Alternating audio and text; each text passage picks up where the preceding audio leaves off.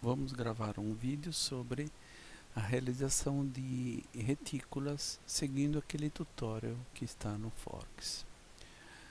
Em primeiro lugar, a gente precisa criar uma nova imagem. Essa nova imagem ela tem que estar em relação com a dimensão, com a lineatura, quer dizer. Por que isso é importante? Porque, de outra forma, a textura, né, que a gente vai criar, ela pode ficar mal resolvida e criar problemas nas junturas, tá?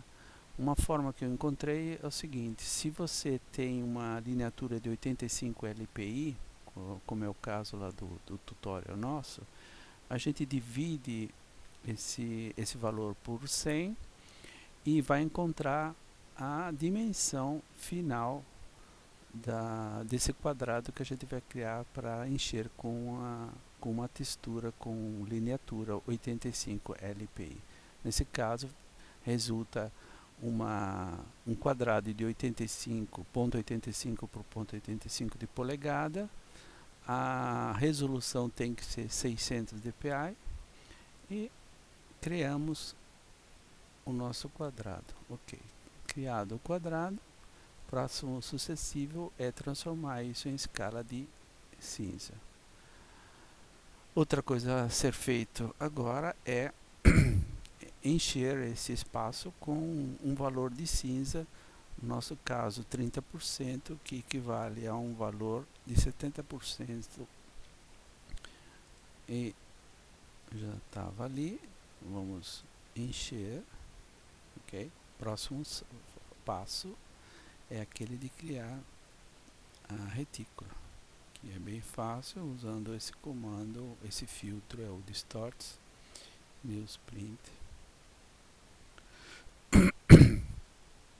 Bom, agora aqui existe uma certa incoerência sobre esse slide, né? Então a coisa mais fácil é, aqui já vem o valor de default, esse a gente não mexe, que é o da imagem. Nesse caso diz SPI, mas é igual a ppi, pixels por polegada. E a gente tem que colocar agora aqui 85, mas antes a coisa mais correta é você puxar esse slide para o início e clicar 85 e o tamanho da célula vem em automático. A segunda coisa a ser feita é, se está nessas condições, a gente tem que colocar 45, que já vem como default, round, que é o redondinho, né? O oversample, que pode ser 1, 2, né? Quando é 1, ele tem uma falta um pouco de definição. Eu explico melhor essa quer dizer, está sem o anti-alias, né? Eu explico isso no tutorial e faço uma comparação com, né, sem, né, e com, né. Existe uma pequena diferença, mas isso pode ser resolvido através de um aumento gradual da resolução da imagem em si, né. Para mim isso não disturba, não me preocupa tanto, né. Mas, por exemplo, se você quiser trabalhar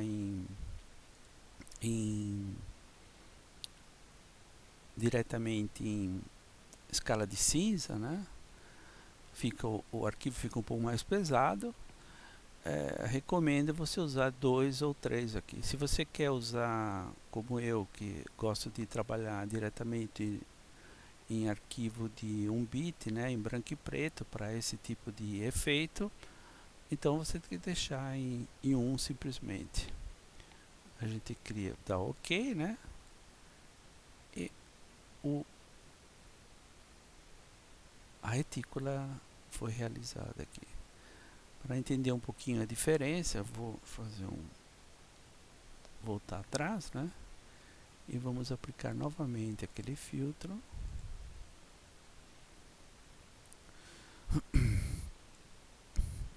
85, né? E a gente vai dar um oversample de 2. Como vocês notam, ele tem o ponto fica bem mais preciso, mas se a gente olhar bem de pertinho, né?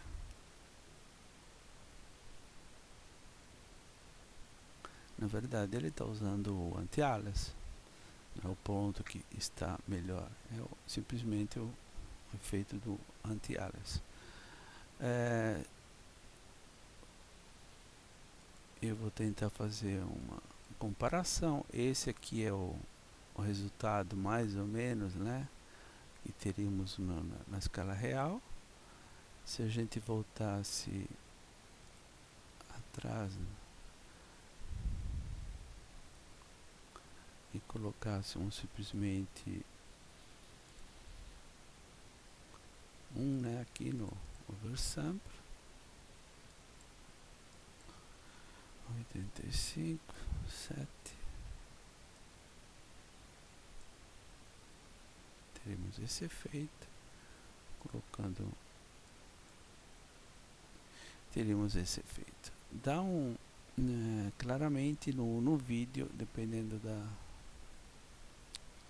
como ele é feito, qualidade e tudo mais, dá um pouquinho de efeito, vamos dizer, moiré. Mas isso não é tão importante no vídeo. O importante é que na impressão esse tipo de efeito não ocorra. Na verdade, seguindo esses passos, não deveria ocorrer, porque tem uma série de considerações feitas para usar esse método que evita esse tipo de problema. O importante é que a gente, no trabalho que a gente vai realizar, a gente use sempre a mesma resolução. Ou seja, se a gente estiver usando retículas de 85 lpi a 600 pixels por polegada, a nossa imagem também ela tem que ter 600 pixels por polegada, tá? Para criar o pincel, né, é seguir aqueles passos tradicionais para a criação de pincel estático. Nesse caso a gente vai fazer um export, né? Vai dar um nome a esse pincel. Eu vou dar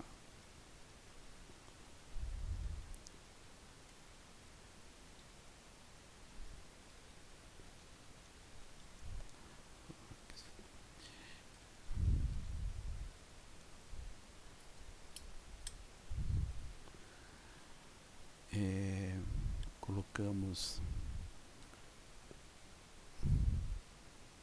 PPI, a lineatura e a porcentagem.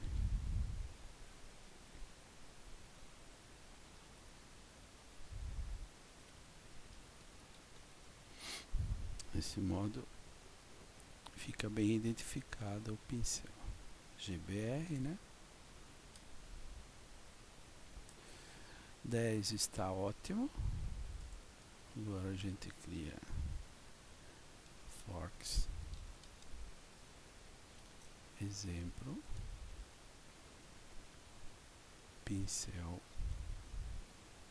85 lpi, 600 ppi, 30%. Exporta. Ok.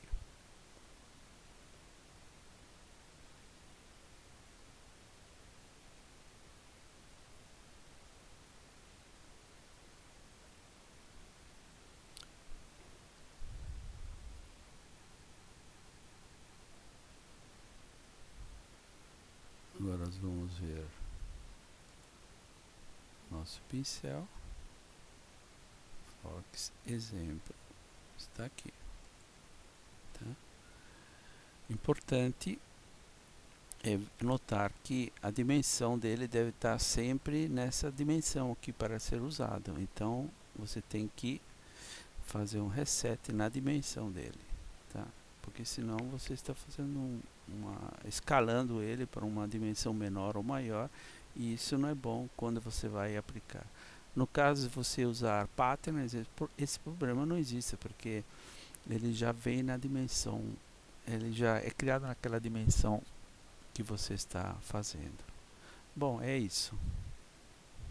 Muito obrigado.